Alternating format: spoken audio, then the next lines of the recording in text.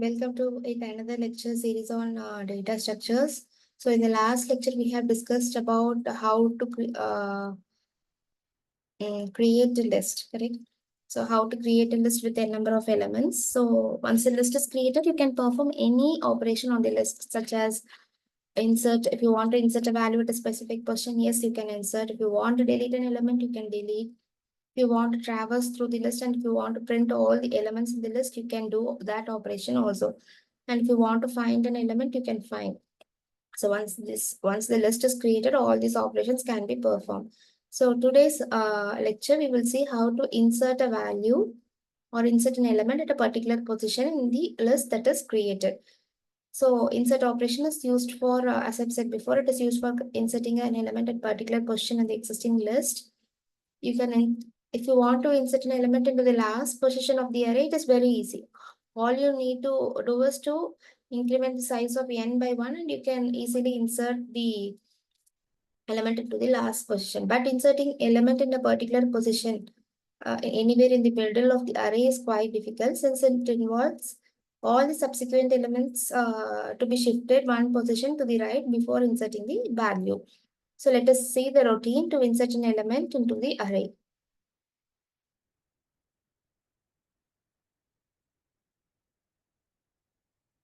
So this is the routine for inserting an element into the array. So before looking at the routine, let me explain with an example. So now this is the list I have created.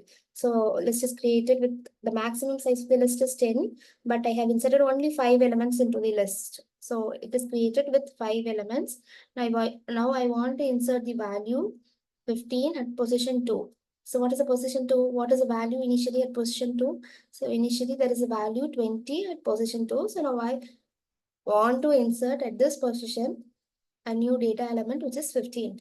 So what I need to do, if I want to insert 15 into the position 2, then 50 has to be moved to the next index. Then 40 has to be moved to the index position of 50. And 30 has to be moved to the index position of 40. 20 has to be moved to the index position of 30.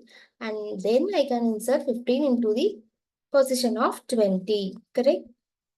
Now see, first I have to move.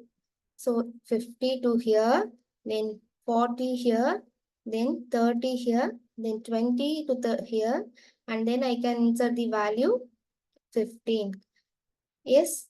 So let me explain once again with the drawing. Okay.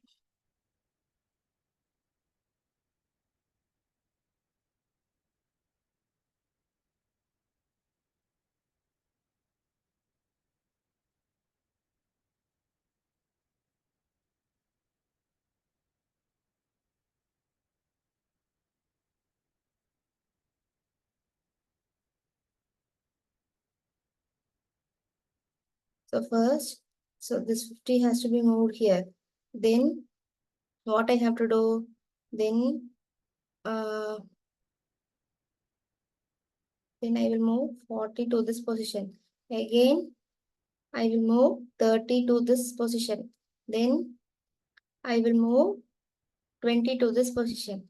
Now an empty spot is created here. So now an empty spot is created here.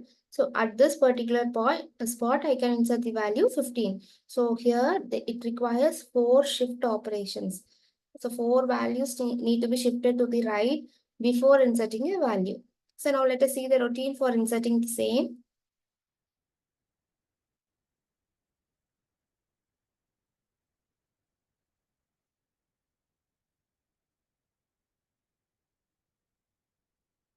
So now I am getting the data that I need to insert as input from the user, and the position I want to insert is also received from the user.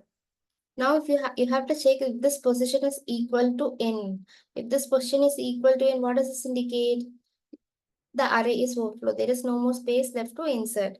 Else, it means I can insert a value into the array. So from where should I start from? So the value uh, gets shifted from this particular spot, right? So the value shifted from this particular spot to the next position. So what is this position? It is n minus 1. So I have to initialize I to n minus 1. Till where am I moving? Till till the position of this one. What is this index?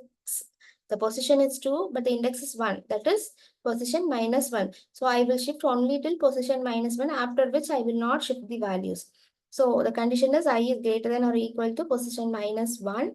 And since I am shifting the values back, I'm moving the, I mean, traversing in the left, the I value will be moved backwards. So if it is moving forward, I will increment. If I'm moving backwards, I will have to decrement. So I minus minus. So the list of I value in the list of I will be stored in the position list of I plus 1. So once all the values are shifted, then I can insert the data in the index position minus 1, correct? So index value is position minus 1. So I'm inserting the data or the value into list of position minus 1.